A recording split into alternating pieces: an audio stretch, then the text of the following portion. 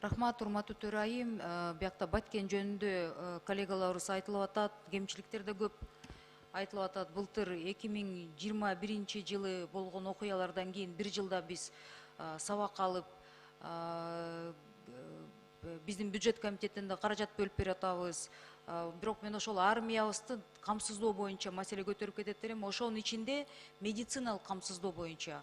Урматтуу Алмаз Ахунжанович, bizde Национальный институт стратегических исследований бар, bizde Академия наук бар, bizde Килтеген Минздрав бар.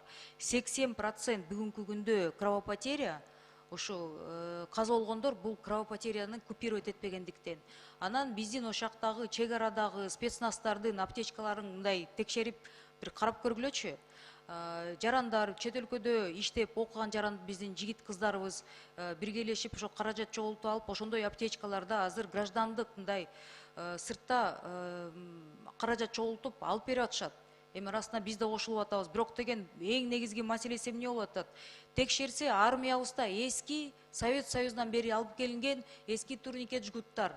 Аны деген жарадар болгондо в случае ранений канды толугу менен токтотпойт. Ошону полностью мы должны пересмотреть. 80% тиги каза болгондордун кровопотеряны токтотпой калган учурларда. Эми көп болсо бир нече миллион доллар кетет экен. Байрактарды алдык, да шүгүр.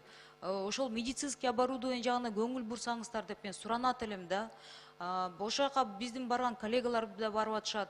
Военный жилеттери жарымда жок дейт спецназдарыбыздын.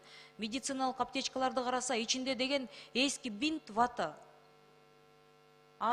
Если ранение тиги Турциядагы, Америка, Европадагы медицинский аптечкаларды караса, эми биздин деле ушу армияга ошондой нерселер жарашпай калыптырбы? Экономить этсек, башка жерден экономия кылсак болот. Бул биринчи жагы медициналык камсыздоо, экинчи жагы питание. Если наш солдат не питается как положено, как он будет нести службу? Эски тушенкалар экен питаниеси.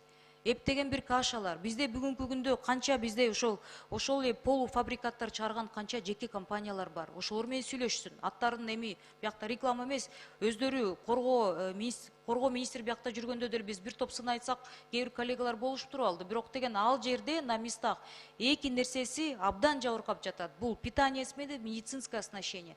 Дагы бир жолу суранып кетет элем. Ушул эки нерсе көңүл буруңуздар. Солдаттарга дух бериш керек, бирок да, моралдык дух бериш керек. Бирок тиги нормальный питаниеси жок болсо, ортосуна деген жаракат болсо деген нормальный аптечкасы жок болбосо, эртеси күндө бул солдат биздин кантип чек арабызды кайтарат? Рахмат, ошо көңүл буруп коюңуздар деп мен суранамын. Рахмат.